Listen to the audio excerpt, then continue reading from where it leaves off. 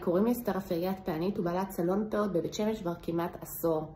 אני החלטתי שכל אישה צריכה להיות הפענית של עצמה. נכון, זה אולי לא משתלם לפעניות שזה המקצוע שלהם, אבל זה ישתלם לך, זה יחסוך לך אלפי שקלים. אני ממש מלמד אותך להיות הפענית של עצמך. את אחראית על היופי שלך, וזה מה שאני רוצה שיהיה בקורס שלי, שכל אישה תוכל להיות הפענית של עצמה.